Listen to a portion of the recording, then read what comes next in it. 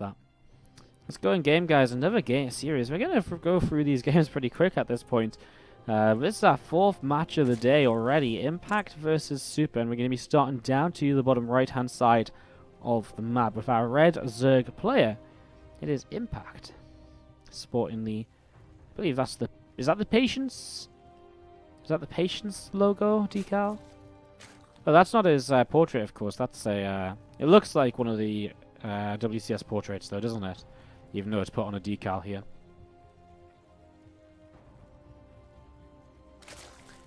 As we have to the top left-hand side, the blue Protoss player. It is going to be Super.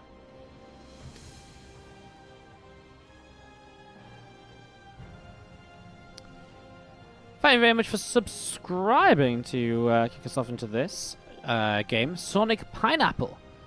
Or Sonic Pineapple. Thank you very much for subscribing. Can we get some STI hearts in the chat?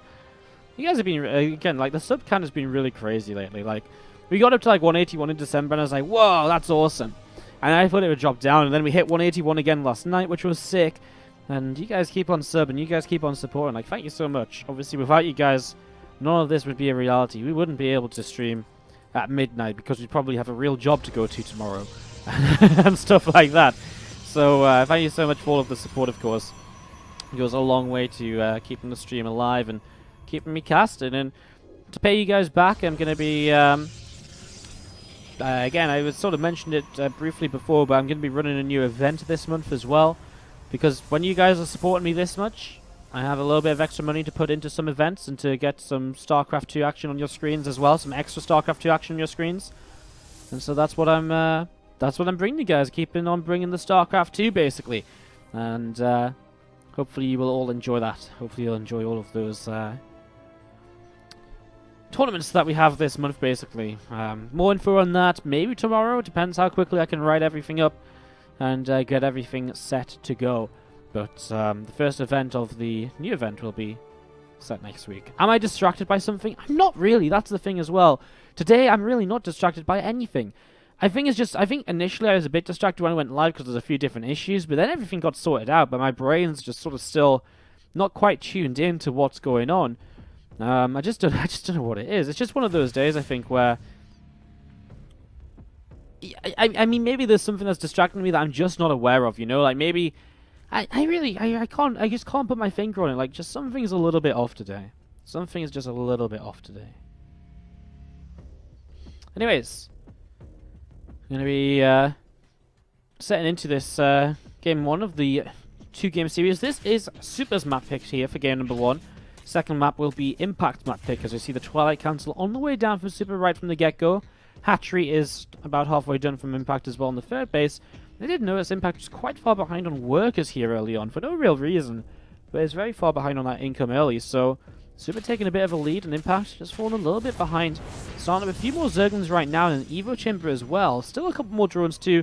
Looked as though he might try and get a little bit aggressive, but at the same time, looks as though he's... yeah, looks as though he might try and get a bit more aggressive, but actually at the same time, looks as though he's still just sort of only going to be going for like one Overlord drop, and then for the most part, just drones behind it. So a few Zerglings into the main, try and get some damage done, and then just go into a very standard game behind it. So a little bit of harassment, nothing too big of a commitment, as we are going to be seeing this Twilight Council starting to Corona boost out the Resonating Glaives. So I'm just going to be seeing this Glaives being Corona boosted, and Restyling is going to start jumping up into this Overlord.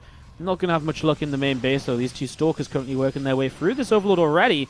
And even if these, I don't think the Lings are going to be able to drop in time. Although the Stalkers aren't target firing, now kiting away will kill the Overlord. But that was a bit of a mistake there, actually, allowing so many Zerglings to get out. But he has a choke point to work with. However, Lings are going to see so much of this right now. Look at all these gateways he's scouting. Well, he's able to see so much here right away. As we're going to be seeing these Lings just in the corner going to be... chased down as well, so it's going to be a very aggressive big gateway attack here for Super. But Impact sees it, so Impact can begin to prepare against this, as it's just going to be a mass of adepts again and again, continue to roll on in with 7 gates behind it. Let's see if it's going to be enough, as we're going to be seeing the two Queens and a Roach continue to work their way through these rocks. And we're going to be seeing this Warp Prism then coming down the right-hand side, so here we go. Warp Prism down the right-hand side, getting ready to warp in the first set of Adepts. Has to stop here, because, I mean, otherwise he's just not going to have... Otherwise he's just missing a warp-in potential, obviously. So we're going to be seeing these depths continue to come down towards the bottom right. Lings and Roach is going to come in, knocking down those rocks. I'm going to be seeing, I think one Zergling got taken down there, as these Adepts will not make it up here. The Adepts are shading, but he does cancel those as they Warp Prism into the main base as well, and this is the difficult thing to deal with. Just Adepts all over the place. However, Queens are starting to work their way through the Warp Prism at the in the main from the third base. That's a pretty big deal. And we're going to be seeing these drones continuing to fall here right now. Drones are going to go down the natural as well. The problem is, though, Impact has these Roaches out, and these Roaches will just slow down the drone damage and pick off the Adepts as well. And that's the good part of this. I mean, the problem with kind of 7 gates and gateway all-ins is that it relies so much on momentum. And if the Zerg can just put a stop to that momentum right away, you're going to be in a great position as a Zerg player, because now the Protoss player is on very low tech, very low eco. You can very quickly rebuild your own eco, and you've got a lot of units out as well, because he's just thrown away a lot of units trying to do damage. So this is going to be a really good position right now for Impact to move forwards from, as this Warp Prism going to come in towards the main base. Going to get into Warp in mode once again. The Queen's initially targeting this Warp Prism makes it much lower on health, and that's nice because it means it's just so much easier to pick off as time goes by as well. Much more likely to go down at some point, which means he has to always back away instead of being here to micro and to pick up units, and that's a nuisance as well. 4 more drones going down, but again, I mean, at this point there's just so many units. GG is called, and that is going to be Impact taking game number 1. If we can win the second game here as well, as we have to the top right hand side, the blue Zerg player. It is going to be Impact. And he's going to open with a very early pool in game number 2. Down to the bottom left, up by down by 1. It is the pink Protoss player. It is Super. Again, what's up, guys? Hope we're all having a fantastic day so far. How's your week been, everyone? We are on Wednesday now, right? This week has been so confusing for me. Like, for whatever reason, I have it in my head that Group A was on Monday. The whole New Year thing messed me up, and I had the idea that Group A was on Monday. And so I always think it's a day ahead of what it is right now. But it is Wednesday, so we're halfway through the week. Hopefully you're all having a good week, of course. And some of you got some extra fun days to look forward to tomorrow and Friday. Hopefully you guys got some fun stuff planned on the weekend. I'll tell you what you should be doing on Friday, definitely. I mean, we're going to be live for the championship bracket again tomorrow here on the stream. But what we should be doing on Friday is you should be here at, I think it's actually, we start 1 hour later, so like midnight CET. So you should be here on Friday night, though, because on Friday night, we're going to sit over here, we're going to cast some StarCraft, some really good StarCraft as well, as the championship bracket begins. And we are going to enjoy the beginning of my birthday together. And it's going to be really fun, because it's going to be the start of my birthday, and then we're going to have the entire day, you know, we're going to finish, we're going to go sleep, we're going to come back, and then we're going to finish my birthday with some more great StarCraft. So it's going to be really, really, really awesome, basically. So that's what you should do on Friday and Saturday. Going to be really, really sick. I'm looking forward to it. No better way to spend your birthday than casting some of the best StarCraft 2 players in the world in one really, truly fantastic tournament. Some Ling's going to pull away to the side. Probes looking around as well, so trying to see what else is up. And these probes going to come in to engage once again. Lings are trying to do a bit more damage also here, as you can actually see the Zealot going to get surrounded right away. So Zealot's starting to take some damage. Another Zealot popping out. And these couple of Zealots looking to see what else is going on. Some Zerglings getting smashed around right now, and you're going to be seeing these 3 more Zerglings from Impact continue to come towards the front. So we're going to see what else is going on, but for the most part, because Super scouted this, he's getting into a pretty good position. Like, he's not taking any damage at all. He's not losing any mining time. He hasn't even lost a probe yet.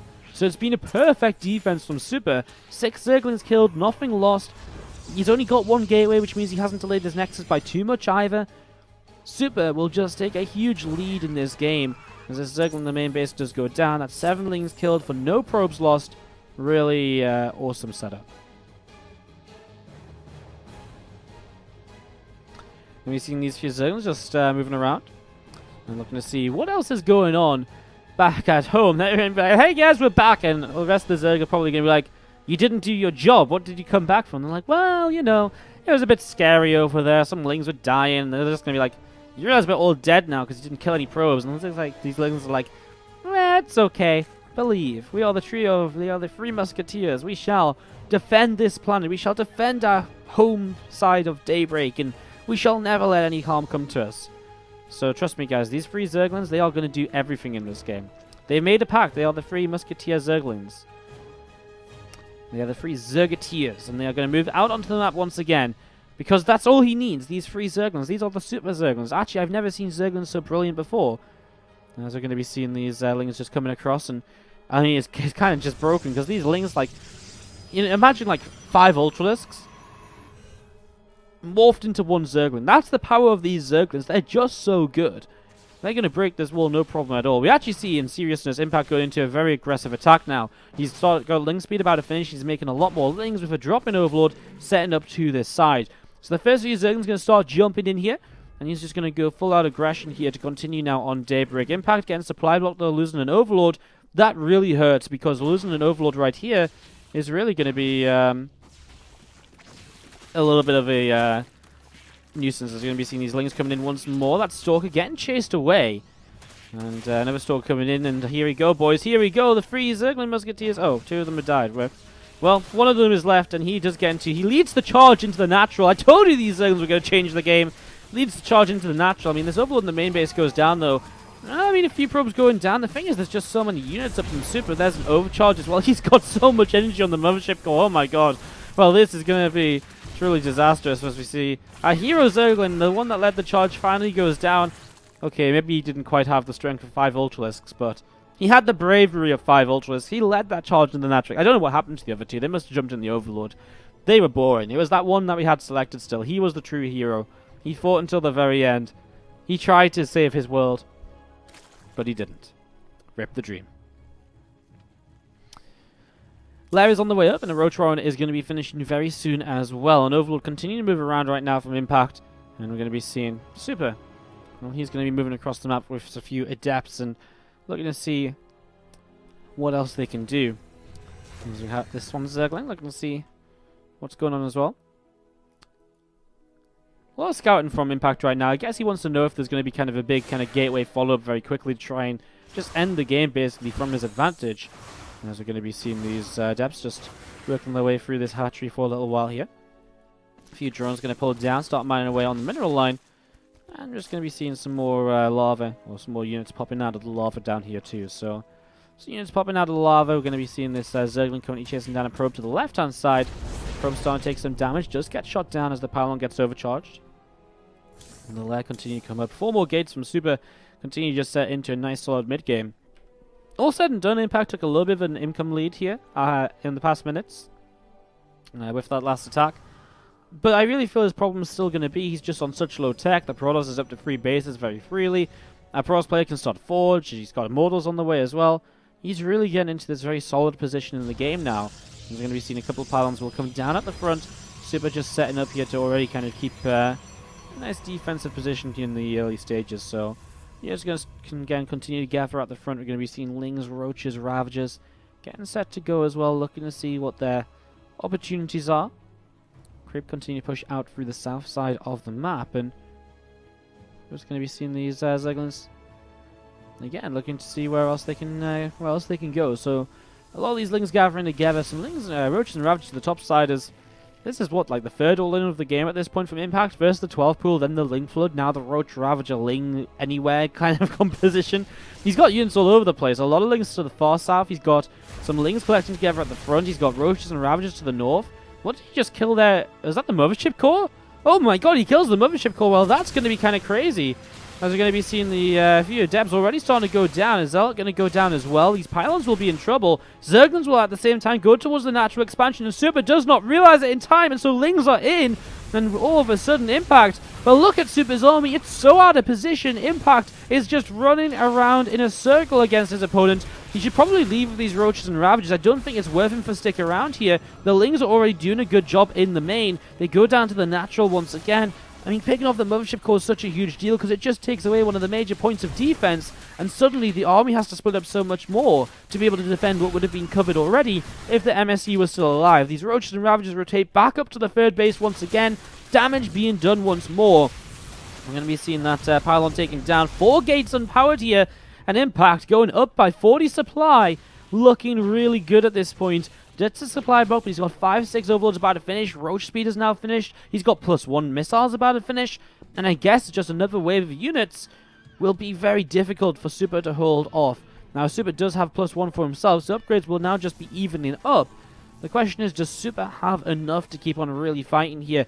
Because he lost so much mining time running around as well, means that Impact has continued to build so much more, whereas Super has not been able to build much at all, and that's going to be quite impactful as well. As going to be seeing these Lings running in, that's going to be this mineral line under fire once again. The natural expansion too, has a couple of Lings already sneaking on by, and even if it's just a couple of workers, well, it's still 2 more workers at this point in the game. Super cannot afford to be losing with the damage he's already taken. Lings trying to hit the natural, unable to. He will come back down here. The depths will be good, and if Overload goes down at the front, Impact close to a supply block once again, but he's already so much further ahead on supply than his opponent. As these units from Super, well, they're looking to see what they can do. He's got the Warp Prism here to reinforce. He's starting to build up a few more probes as well to try and recover. I don't think you can do much with this army, though. I really do not. Only 1 sentry mixed into this as well means that he doesn't really have that many force fields or anything to utilize. His creep will continue to push out towards the front. Creep continue to push out towards the south as well. It's Medevac in at the main base, looking to see what direction he can go into. I'm just going to be seeing these units still just setting up, seeing what else might happen. These couple of Queens with the couple of Ravagers as well, going to clean up the Adept.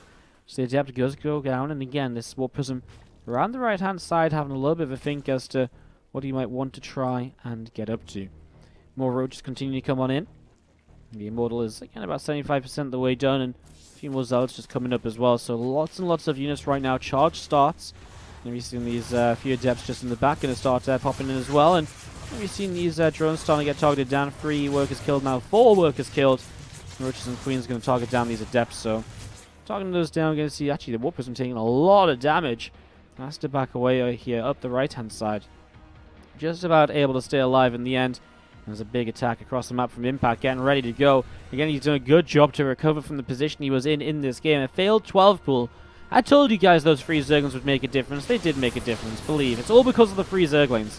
As we see him pushing forwards now, so many Ravagers is the sort of insane part about this. Like, even though he's getting force fielded up, he still just has way too much, and Super gonna have to tap out of this one.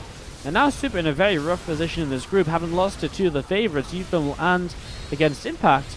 He's going to be on the edge, and he can't really afford to make any more mistakes. Although at the same time, finishing 3rd place in this group might be a bit more favorable than finishing 1st or 2nd. 3rd place in this group